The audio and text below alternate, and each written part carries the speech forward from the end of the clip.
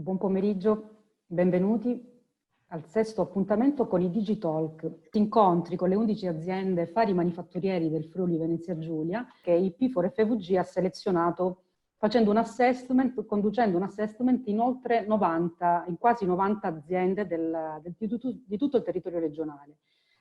Queste 11 sono quelle che si sono distinte per aver introdotto dei particolari progetti di innovazione digitale all'interno dei propri processi di produzione e abbiamo pensato di raccontarveli appunto in questo ciclo di webinar.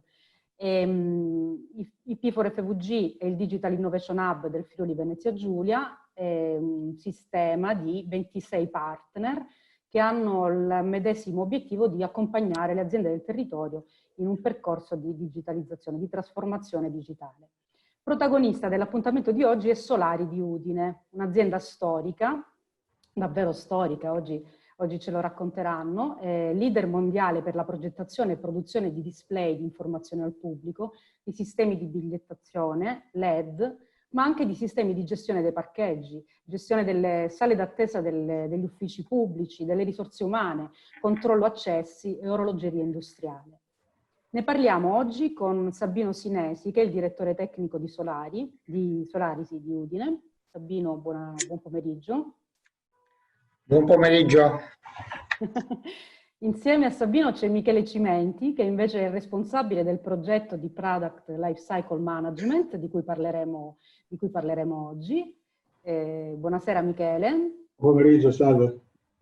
Mentre ad approfondire con me l'esperienza di Solari, che sono Valentina De Grazia di Aria Senza Park, c'è Fabio Feruglio, esperto di processi di innovazione di P4FVG, nonché direttore di Friuli Innovazione, nonché colui il quale ha condotto l'assessment nell'azienda Solari di Udine. Buon pomeriggio Fabio. Buonasera a tutti. Allora, entriamo subito nel vivo del nostro incontro e chiederei subito a Sabino Sinesi se vuole darci un po' un quadro d'insieme e raccontarci un po' la storia di Solari di Udine. Prego Sabino. Bene, presenterò alcune slide che mi aiuteranno a illustrare quella che è diciamo, la storia e la realtà attuale della Solari di Udine. La Solari di Udine è un'azienda diciamo, del territorio regionale del Friuli Venezia Giulia che affonda le origini della storia del Friuli Venezia Giulia e perché diciamo, ci piace ricordare che l'azienda nasce nel 1725 a Pesaris, in Val Pesarina, dove la famiglia Solari costruiva e installava orologi da torri campanarie in Italia e in tutta Europa. Sin dall'inizio, quindi, la Solari ha avuto questa vocazione, diciamo, internazionale e nella storia recente, ovviamente, la Solari, diciamo, poi si è spostata a Udine, dove la ditta Fratelli Solari ha diciamo, installato uno stabilimento che oggi sostanzialmente è quasi al centro della città, no? Perché inizialmente, come vedete dalla foto, era nella parte diciamo, periferica, ma diciamo, l'evoluzione ci ha portato a essere circondati poi dalle case. Allora, questa diciamo, forte radicalizzazione sul territorio non ci impedisce di portare diciamo, la storia della Solari in tutto il mondo. La Solari si è sempre distinta per la sua propensione diciamo, a mettere il design dei prodotti che la Solari ha progettato e commercializzato nel tempo al primo posto come elemento distintivo. E sicuramente Gino Valle è stato quello che ha interpretato al meglio, no, nella storia della Solari questo spirito, sin diciamo, sia per i riconoscimenti, no, di cui la Solari è stata insignita nel tempo, i compassi d'oro, per il cifra 5, per il cifra 3, sia perché poi questi dispositivi sono esposti ancora adesso in musei internazionali come il MoMA di New York. Come si diceva nell'introduzione, la Solari è stata, si distingue per informazione, produce sistemi di informazione al pubblico e sicuramente è stata la prima a introdurre sistemi di informazioni dinamici grazie al brevetto appunto di Remigio Solari, delle palette che ruotando danno informazioni appunto dinamiche, antesignane dei sistemi e dei display attuali che sono completamente ovviamente configurabili. Mostro una slide dove c'è un esempio, per esempio, storica dell'aeroporto JFK, dove era installato un nostro display, dove tra l'altro oggi è di nuovo stato installato un nostro display che abbiamo riprodotto ancora soltanto l'anno scorso nella stessa area e nello stesso ambiente dell'aeroporto JFK, dove è stato invece realizzato un hotel che ha come tema di fondo l'aeroporto dell'epoca. Allora, nella storia moderna, scusate che non trovo il mouse. Okay.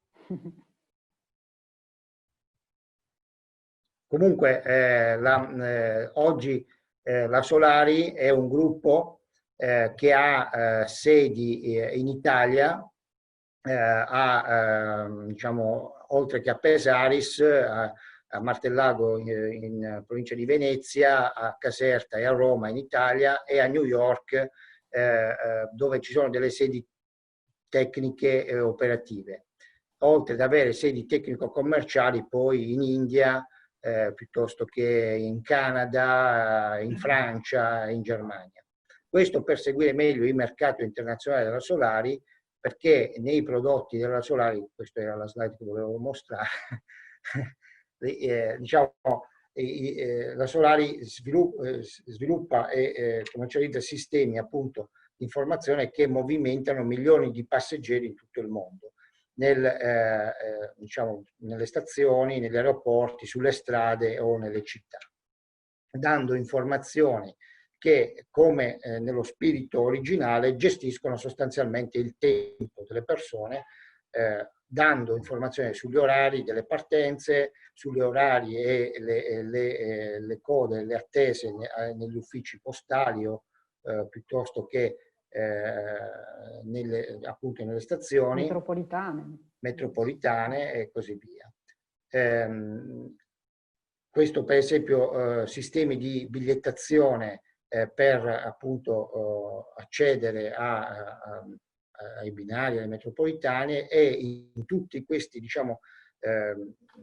sviluppi continuiamo ad avvalerci di designer di fama che permettono di darci il carattere distintivo dell'italianità del prodotto. Sistemi di informazione al pubblico, ma anche rilevazione presenze e appunto controllo accessi. Questo è per dare il quadro generale dell'azienda, no? L'azienda in questi anni, no, ha continuato a evolvere i propri prodotti, a fare innovazione sui propri prodotti, e negli ultimi anni appunto abbiamo focalizzato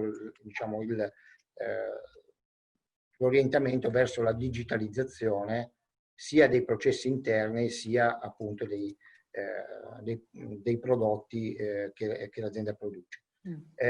Teniamo conto che i nostri dispositivi sono sin dall'inizio stati dispositivi connessi, quindi con diversi gradi, ovviamente con l'evoluzione del tempo, di intelligenza a bordo del dispositivo stesso, ma ogni dispositivo della Solari ha comunque un'intelligenza a bordo e una capacità di connettersi e di essere gestita da remoto da insomma, sistemi centrali che sviluppiamo anche noi. A proposito di questo, Sabino, abbiamo visto delle foto veramente di un'altra epoca, no? Quindi Solari nasce nel 1725, quindi ha quasi 3 secoli di storia, no? Veramente una storia importante, un'azienda straordinariamente longeva che ovviamente mi fa pensare che per restare ancora oggi sul mercato ha dovuto trasformare appunto la propria tecnologia in maniera anche molto profonda nel tempo. Quindi da un lato sicuramente abbiamo visto appunto dei dispositivi molto vintage, se vogliamo, no? E ora siamo, quest'altra immagine che vediamo, anzi ti chiedo se puoi anche a un certo punto appunto togliere la condivisione dello schermo.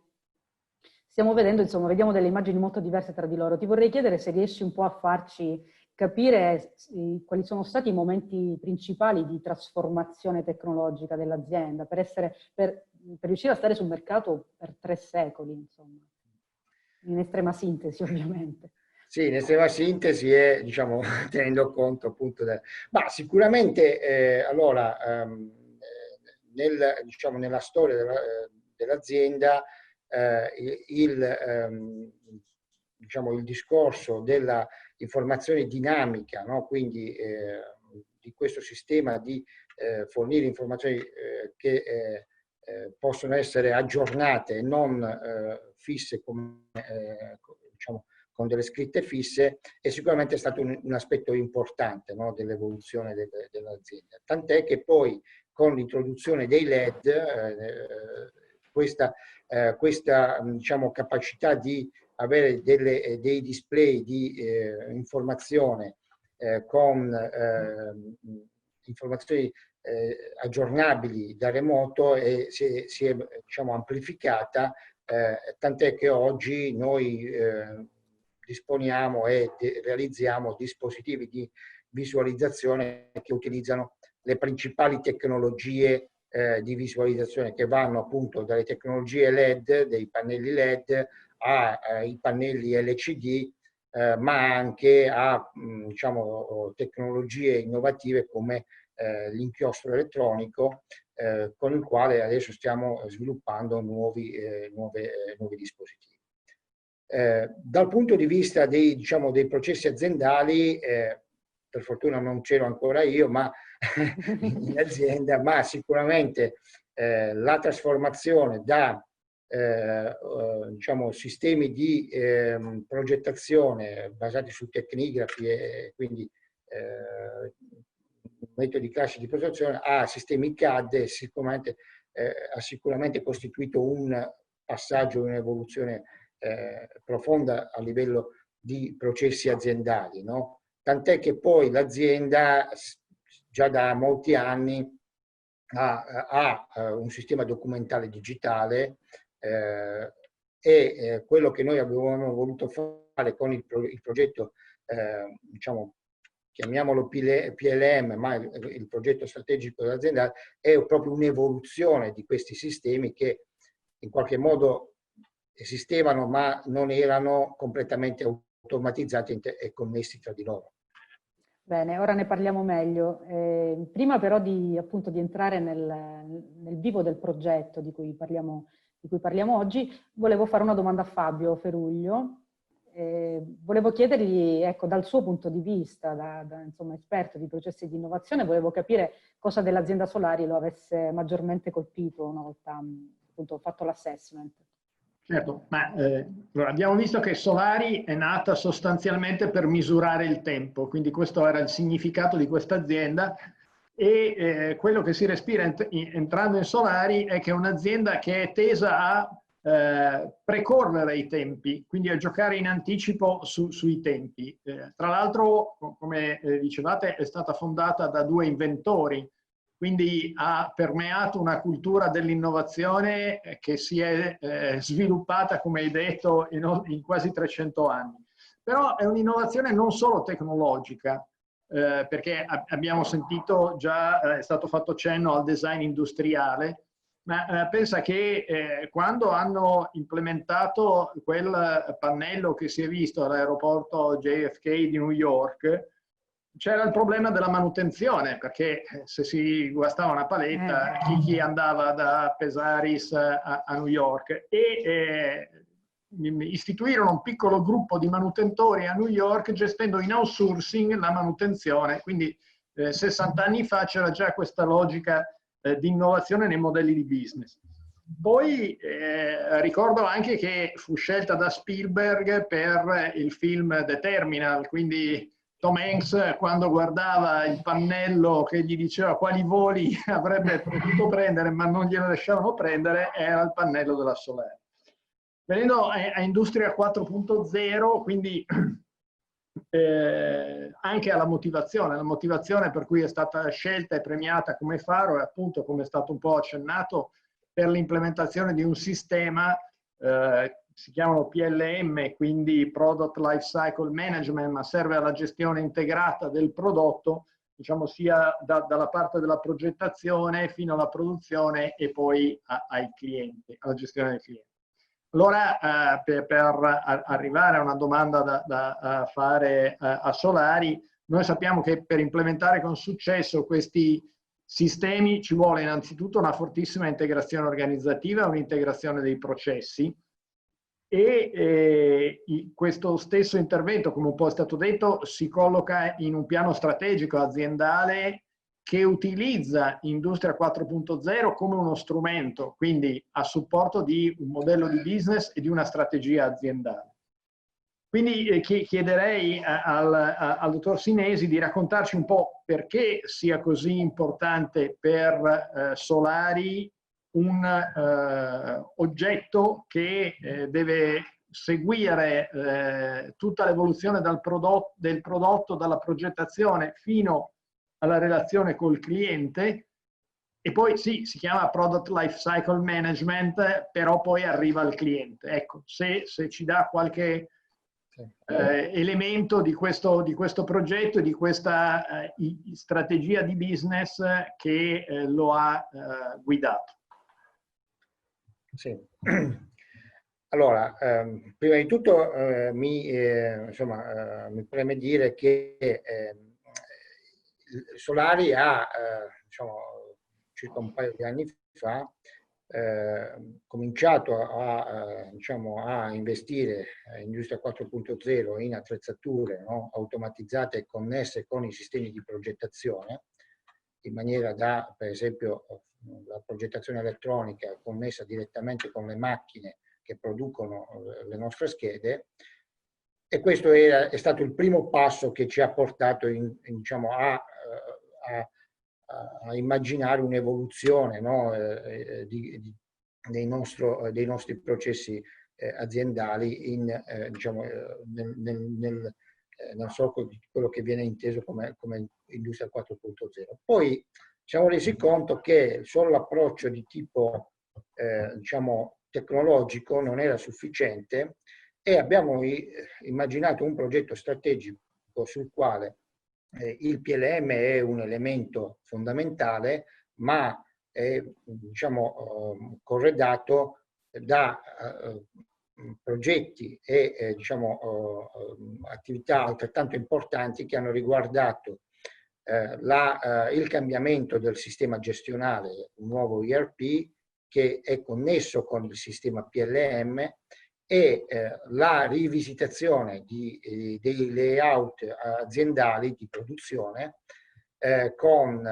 in ottica Lean, con l'introduzione di magazzini automatici, in maniera da avere appunto questa connessione tra diciamo, la vita del prodotto e tutte le attività connesse, perché la vita del prodotto, dalla sua ideazione alla post vendita verso il cliente, venga gestito e tracciato in maniera diciamo, corretta e in maniera, diciamo, venga tracciata e strutturata, no?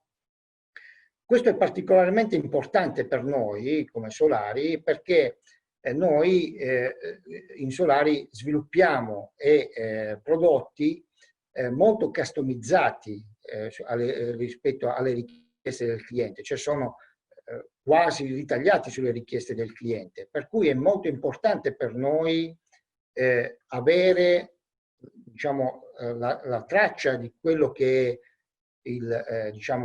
l'idea del prodotto, di come è stato strutturato, di quali sono le parti che lo compongono e quali sono poi le parti che devono essere mantenute nel tempo, perché i nostri dispositivi, dicevo in altre occasioni, abbiamo impianti e installazioni fatte negli anni in Mongolia, in Australia e in Canada, quindi gestire questa molteplicità e questa di impianti con dispositivi di volta in volta customizzati per quel tipo di applicazione significa aver traccia di tutte queste cose qua e essere in grado in ogni momento di capire qual è l'impianto, che cosa c'è in quell'impianto, quali sono diciamo, le caratteristiche dei dispositivi che sono in quell'impianto.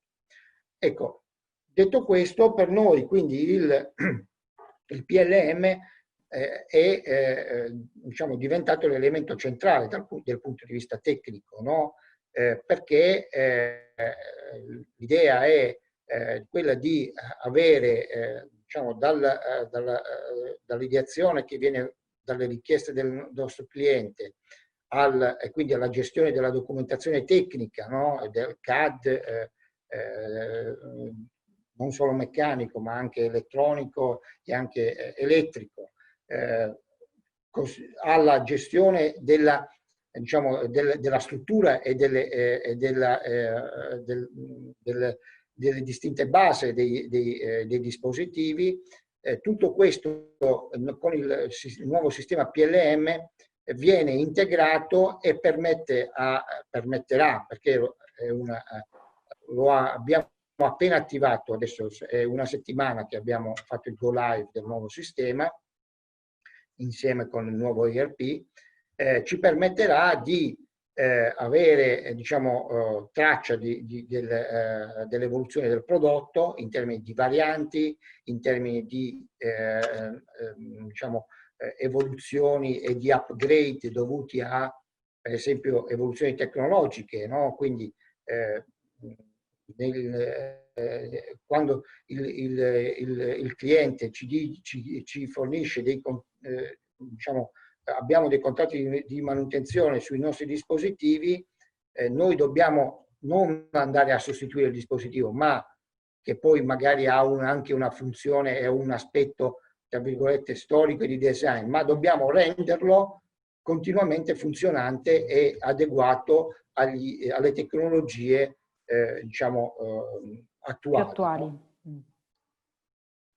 Allora, ecco, questo è un po' l'approccio che abbiamo avuto e per noi quindi il PLM, per noi, soprattutto per noi per la parte tecnica, è diciamo, l'elemento cardine, no?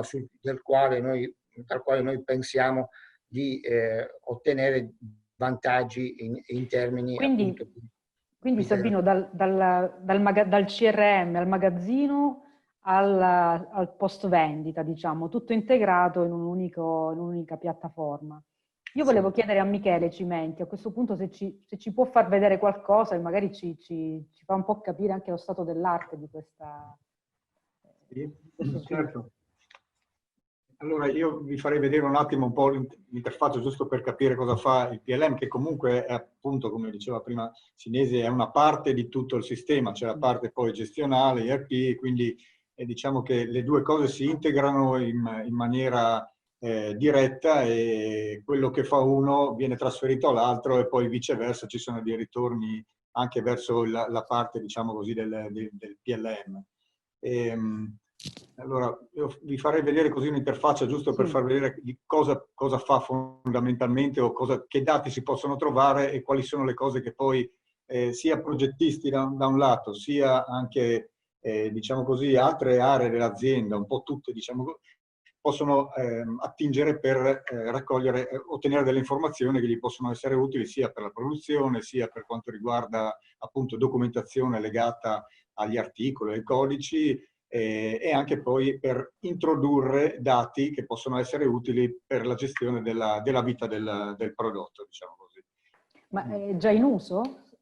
State già... Allora, diciamo che appunto, come diceva Sinise poco fa, l'abbiamo introdotto il Go Live, il famoso Go Live, quindi lo switch dal vecchio sistema gestionale più, diciamo, documentale che avevamo all'attuale è successo qualche giorno fa, quindi la settimana scorsa. Diciamo che questo probabilmente ci siamo accorti che è anche il momento più critico, perché è proprio il momento in cui tutta la parte teorica e anche in parte sperimentata prima, ma ovviamente non riesci mai a sperimentare tutto, tutta questa attività appunto preparatoria si è scontrata con la realtà, dove qui ci sono 200 persone che lavorano, per dire, quindi ci sono varie aree, vari approcci appunto a tutta l'iter della vita di un prodotto, per cui ciascuno appunto si aspetta di trovare quello che aveva prima, o perlomeno di non peggiorare. Allora, in questo momento è la parte più critica, proprio perché stiamo mettendo in campo tutto quello che abbiamo ragionato fino a questo momento. E ovviamente le difficoltà ci sono, ma è chiaro che se il progetto è stato fatto bene all'inizio, ci sono buone probabilità che appunto le cose possano essere sistemate in tempi abbastanza veloci. Rapidi. Quindi abbastanza rapidi, sì. Questo qui era la presentazione, giusto? Sì. Ed era, che non lo trovo più, questo, giusto? Sì, esattamente. Sì, ecco. Eccoci. Quindi se riuscite a vedere questo. Sì. Questo qui diciamo che è la schermata dell'interfaccia del PLM. È abbastanza spartana, diciamo così, però ha un sacco di informazioni che servono appunto a tutti quelli che lo possono utilizzare. In generale, diciamo, per non entrare anche troppo nel dettaglio, diciamo, ci sono tutto quello che circola, gli articoli che vengono utilizzati in azienda, a partire dai prodotti, ma poi tutto quello che viene contenuto nei prodotti viene identificato con un codice, che comunque è il frutto, questo codice, di una serie si porta dietro una serie di informazioni. Tutte queste informazioni, diciamo, legate al codice sono rappresentate o raggruppate in questa parte di schermo che appunto riporta quelli che sono le principali caratteristiche dell'articolo di cui stiamo parlando. Sulla parte destra invece, come vedete qua, c'è la situazione dell'articolo stesso, quindi si tratta in questo caso sto visualizzando il documento, quindi questo documento è in uno stato ben preciso, approvato, quindi ha subito un iter di approvazione che viene predefinito, e per ciascuna tipologia di documento, in base alle che può avere, può subire dei flussi di approvazione diversi uno dall'altro. Questo, vediamo se riusciamo a visualizzarlo, ecco, questo documento di fatto effettivamente all'interno contiene anche un file che poi è visualizzabile, il documento vero e proprio, dove uno può aprirlo e lo visualizza. Vediamo se non va per forse un po'. No, non so se loro lo okay. Ecco, qui diciamo che questo qui è un report di prova, è un esempio che era stato fatto, quindi il documento viene aperto e questo è effettivamente il contenuto del documento. Però l'importante è che appunto nel PLM tutte queste, sia documenti che articoli, vengano in qualche modo catalogati, classificati, e ci sia anche il controllo sulla vita dei documenti stessi, quindi delle approvazioni che hanno subito, delle evoluzioni che hanno avuto, di quando sono attivi e quando invece non lo sono più, eccetera, eccetera. Cioè tutta una serie di informazioni che sono utili proprio per la gestione del prodotto. Diciamo del tempo anche del prodotto. E anche del tempo del prodotto, cioè le evoluzioni che subisce, anche perché noi, diciamo così, i nostri prodotti industriali hanno dei tempi non solo consumer, e quindi hanno dei tempi piuttosto lunghi di vita, cioè vengono mantenuti e noi facciamo evoluzioni, miglioramenti, eccetera, eccetera, però hanno un tempo di vita abbastanza lungo, garantiamo anche supporto futuro, penso anche una ventina d'anni, diciamo così. Ci sono casi in cui abbiamo revisionato, comunque manutenuto prodotti che avevano una vita ormai alle spalle abbastanza lunga. E qui ancora per fare un esempio, ma poi Sì. forse diventa... c'è la possibilità appunto di associare in questo caso un documento a un articolo. Potrebbe essere in questo caso l'articolo a cui è associato a determinate caratteristiche. Quindi noi siamo in grado in ogni momento di capire, dato un documento, a che cosa era stato associato e in che fase è della propria vita. Come per i documenti, uguale per prodotti e poi tutte le parti che compongono i prodotti. Bene. So che altro, direi che non è il caso, perché il resto sono dettagli tecnici che forse... Va bene, magari se qualcuno ha qualche altra curiosità lo potrà fare questo poi è importante per tutte le realtà aziendali che poi usano questo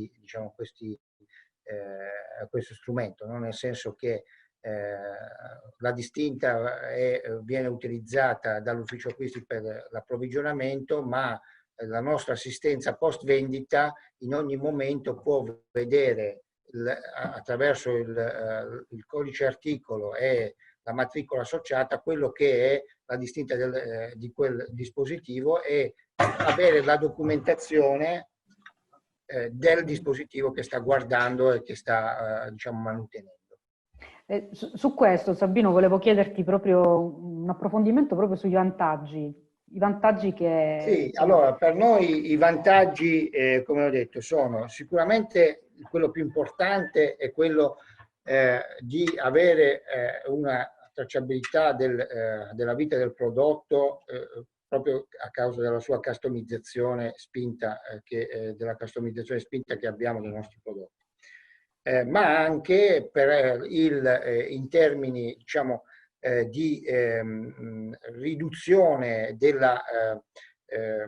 codici, no, introdotti dai nostri progettisti, cioè il progettista con questo strumento può ricercare all'interno dei database se un altro progettista ha già disegnato, faccio un esempio per far capire, ha già disegnato una cerniera, una scheda CPU piuttosto che una matrice LED e riutilizzarla nel proprio progetto senza doverne introdurre una nuova e diciamo doverla riprogettare, diciamo, riprogettare una nuova. Quindi questo già oggi in fase di diciamo passaggio da due sistemi ci ha consentito di ridurre di circa il 40% il numero di famiglie che gestivamo fino all'altro giorno. Noi avevamo un numero di famiglie che si aggirava intorno a più di 1000 famiglie di prodotto, adesso le abbiamo ridotte.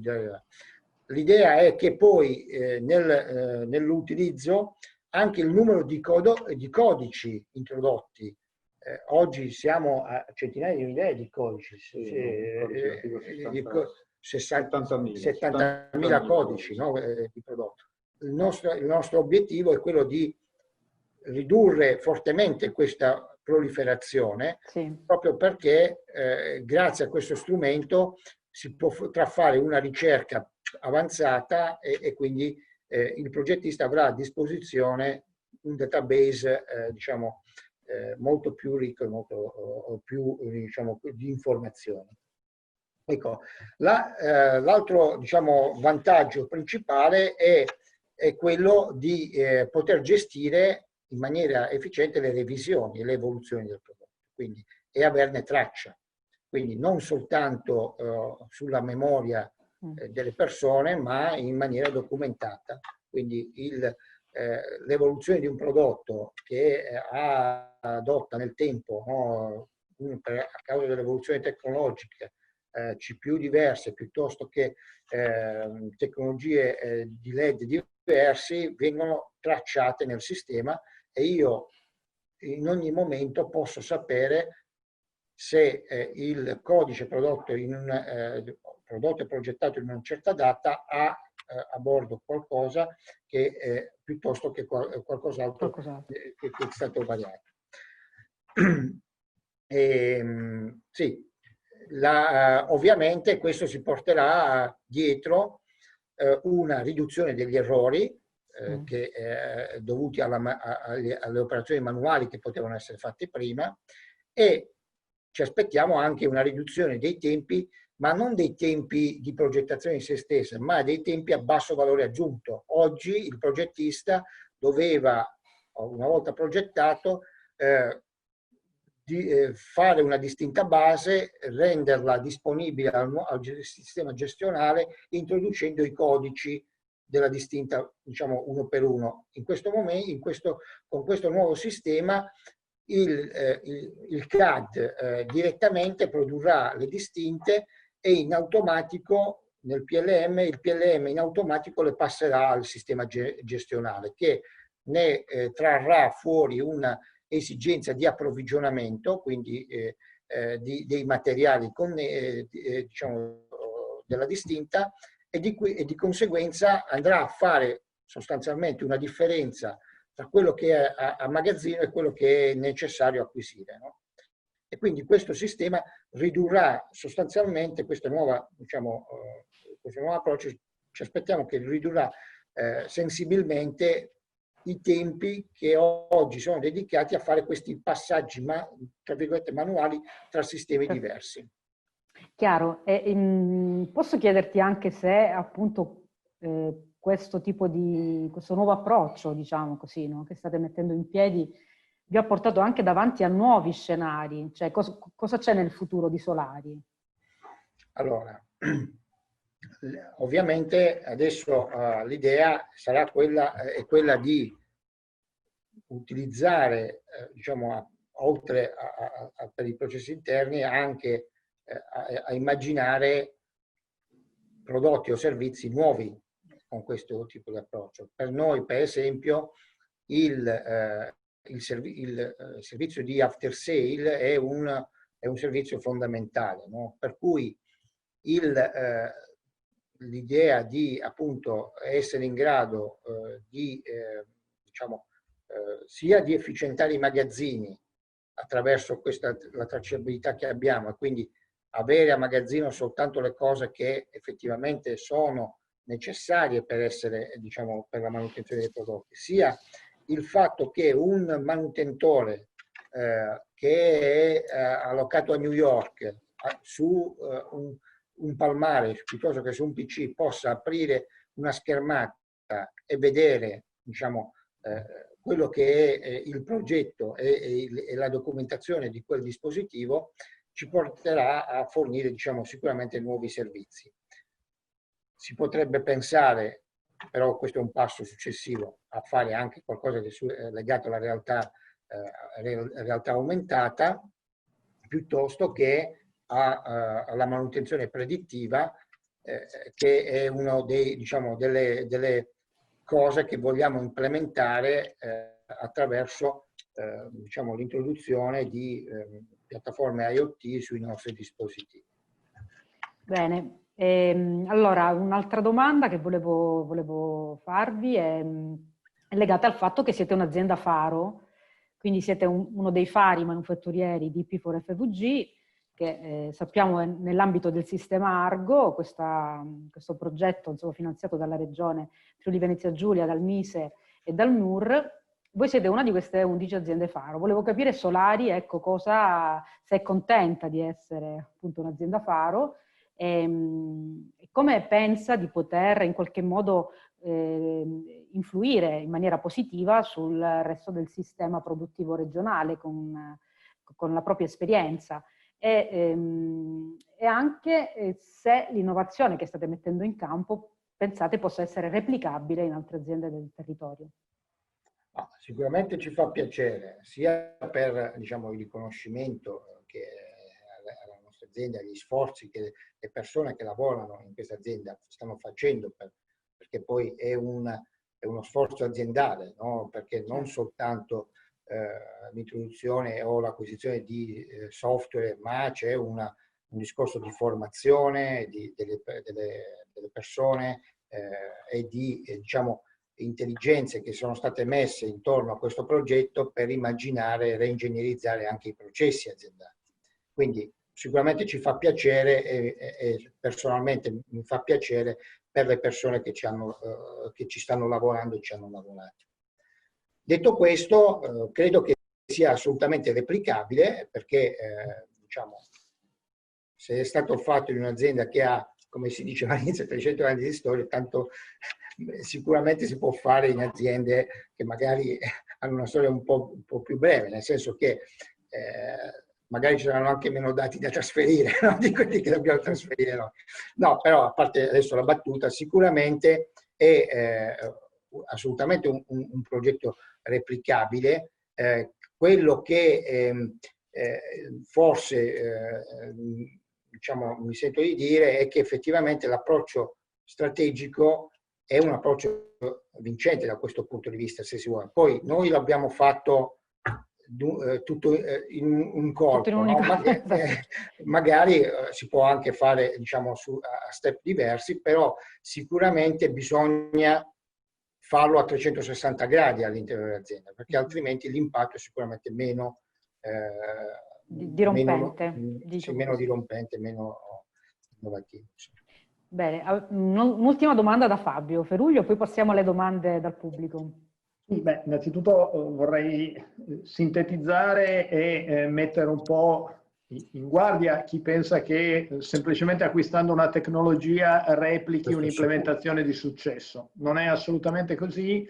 Come è stato detto, ci deve essere una visione di business e un'organizzazione che cambia, un'organizzazione del lavoro, un'integrazione dei processi, quindi non si lavora per silos, ma si lavora in maniera integrata, e solo in questo modo poi un sistema di questo tipo ti rende più agile e non sei tu che sei schiavo del sistema che lo devi alimentare con dei dati, ma è il sistema che ti dà delle risposte. Nelle slide, ma poi anche sul sito della Solari, c'è scritto che Solari keeps the world moving, quindi tiene il mondo in movimento. Allora, adesso che il mondo si è fermato per il Covid-19, ma Solari è a tutti gli effetti un'azienda modello Industria 4.0, vedete più minacce o più opportunità nel futuro e nell'incertezza che ci aspetta? Ma allora, sicuramente diciamo, questa fase storica per le aziende in generale e anche per la nostra, soprattutto nella fase iniziale, è stato diciamo, problematica, ci ha sicuramente messo di fronte a delle sfide organizzative. Si vede il discorso dello smart working che abbiamo dovuto diciamo, mettere in piedi in fretta e furia per continuare a essere operativi, sia il fatto che comunque per un'azienda che lavora con l'estero, il fatto di non potersi muovere dall'Italia ha costituito sicuramente, diciamo, continua a costituire un problema. Detto questo, però, abbiamo lavorato sin dall'inizio per vedere quali sono le opportunità invece che si manifestavano e si creavano in questo scenario nuovo. Abbiamo immaginato prodotti nuovi, sui sistemi di controllo accessi abbiamo introdotto dei sistemi di monitoraggio della temperatura basati su diciamo, visione infrarossa, sulla radiazione infrarossa, sui nostri sistemi di controllo accessi alle aziende, di rilevazione presenze, abbiamo introdotto un sistema di controllo della temperatura e di rilevazione della mascherina, se la persona indossa o meno la mascherina, e integrato con i nostri sistemi le persone possono essere abilitate a entrare in azienda, quindi a vidimare il proprio badge o meno, a seconda che la temperatura sia sotto o alla temperatura prevista, piuttosto che al fatto di indossare un dispositivo di protezione. Quindi abbiamo sin dall'inizio pensato e stiamo adesso lavorando a sviluppare nuove opportunità. Credo che questo sarà determinante per tutti noi perché diciamo, la sfida è grande, no? Il momento, le difficoltà che si sono create sono davvero grandi e quindi chi riuscirà, e noi vogliamo essere tra questi, a essere, diciamo, a vedere e a intravedere queste opportunità e a metterle in pratica, sicuramente ne uscirà rafforzato. Bene, Sabino, iniziamo con le domande, che sono tante, già vedo le domande che ci sono arrivate. Esatto, magari andiamo un po' più veloci perché stiamo un po' sforando. Allora, ci chiedono, si tratta di un PLM sviluppato da voi o un prodotto di mercato? No, è un prodotto di mercato, ma noi ovviamente abbiamo diciamo, progettato tutta la parte, diciamo, di interfaccia e di customizzato secondo le nostre esigenze. Insieme con il fornitore, ovviamente. Altra domanda che mi piace molto, in apertura avete parlato di design. Quanto è importante il design nella progettazione dei vostri strumenti e quanto questo aspetto vi differenzia rispetto ai competitor? Direi anche i materiali. Sì. Per noi il design è comunque un elemento distintivo. I nostri clienti, soprattutto all'estero, vi riconoscono. Ci riconoscono, ma soprattutto quasi lo pretendono, no? Cioè, si aspettano che un'azienda italiana diciamo, faccia del design un elemento, diciamo, in più rispetto alla tecnologia, no? E noi per questo, insomma, ci avvaliamo sia, insomma, di competenze interne, ma anche di studi esterni che ci supportano e ci danno delle, diciamo, facciamo degli studi sui nostri nuovi dispositivi. Per esempio abbiamo collaborato con Giugiaro per la realizzazione di tornelli che sono stati installati nelle maggiori stazioni ferroviarie italiane come Roma Termini, e non più tardi di qualche settimana fa abbiamo concluso con l'ISIA, la sede di Pordenone dell'ISIA, una Design Week in cui abbiamo con una classe dell'ISIA sviluppato delle, diciamo, idee di, diciamo, di design di un dispositivo basato su inchiostro elettronico per l'informazione al pubblico delle, diciamo, palline di fermata autobus, no?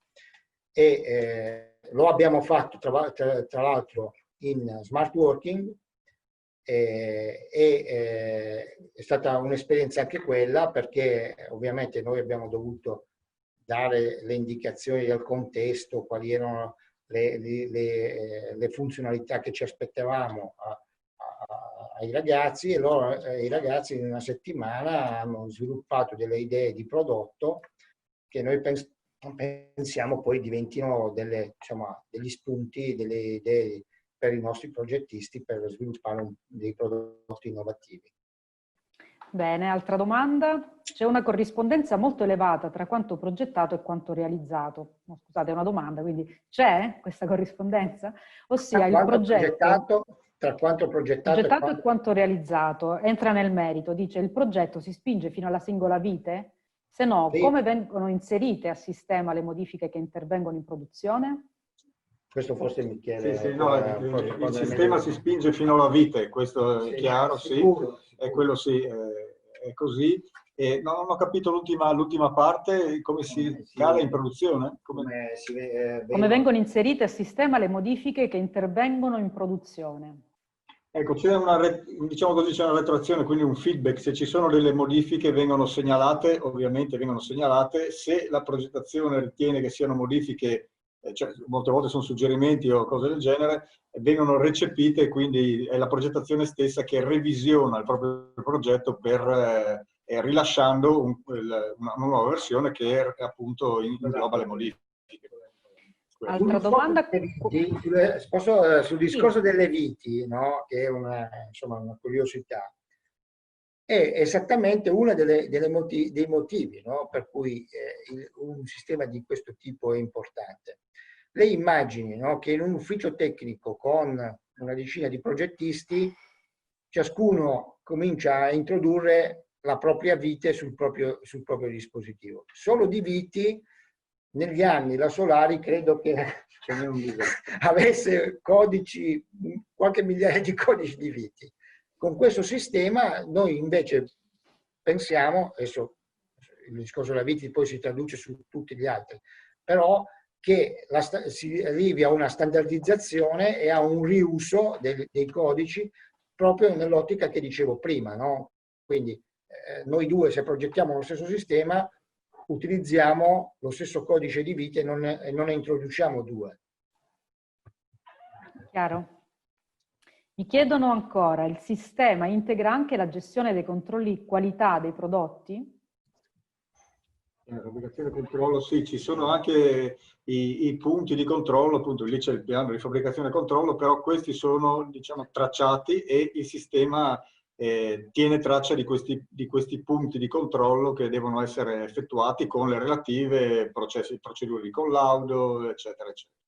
A livello documentario delle procedure di collaudo, a livello poi di integrazione con il sistema gestionale, l'ERP, la procedura di collaudo porta alla identificazione di eventuali non conformità e quindi alla gestione delle non conformità, mettendo i prodotti che, tra virgolette, potrebbero essere non conformi in uno stato, abbiamo detto, di quarantena, visto il periodo, lo abbiamo identificato così. Bene. Prima di essere deliberati e validati.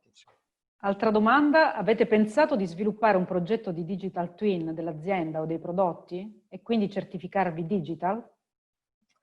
Ma allora sì, abbiamo pensato e insomma anche diciamo, fatto qualche ipotesi di avere appunto un gemello digitale dei nostri prodotti, anche in ottica, no, diciamo, di realtà aumentata, di questo tipo, di queste cose qua. La possibilità poi di avere un gemello digitale per essere utilizzato in piattaforme, dicevo prima, poi adesso mi segna tipo BIM, diciamo, in realtà sulle nostre tipologie di prodotti sono un po' meno diciamo, interessanti, però anche lì abbiamo delle ipotesi, dei progetti sulle quali vogliamo andare a lavorare.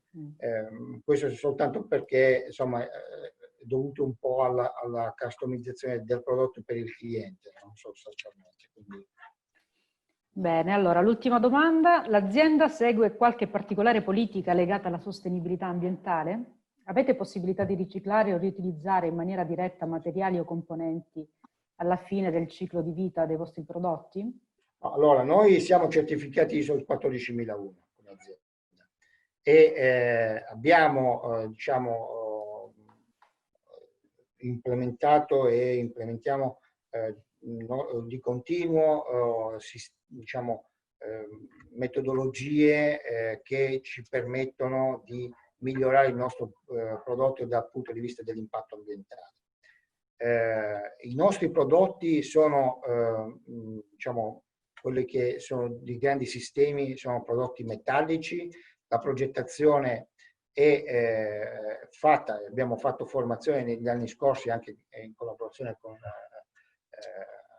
la Regione sul appunto il life cycle design, quindi l'impatto, disegnare, già progettare per pensare a un riciclo futuro, quindi progettazione per sottogruppi che possono essere, diciamo, facilmente disassemblati. I materiali che utilizziamo, essendo dei materiali tipici, ma per la maggior parte materiali metallici, a parte quelli elettronici ed elettrici che sono all'interno, sono tipicamente riciclabili. Oggi diciamo, la parte degli imballi è la parte dove stiamo lavorando di più per cercare di utilizzare imballi riutilizzabili piuttosto che con materiali riciclati o riciclabili. Bene, allora direi che chiudiamo qui questo Digitalk con Solari. Ci rivediamo al prossimo incontro con Wärtsilä Italia. con cui parleremo della digitalizzazione dei processi manifatturieri e in particolare di come la digitalizzazione ha migliorato la qualità dei prodotti e l'efficienza del processo produttivo. Tra le diverse soluzioni applicate sarà illustrato il Manufacturing Execution System, sistema sviluppato da Wärtsilä e replicabile in altre realtà produttive. Saluto tutti, saluto Fabio Feruglio, ma soprattutto Sabino Sinesi e Michele dell'azienda Solari di Udine. Arrivederci, grazie per essere stati con noi. Ciao, grazie, arrivederci. Buona serata. Arrivederci.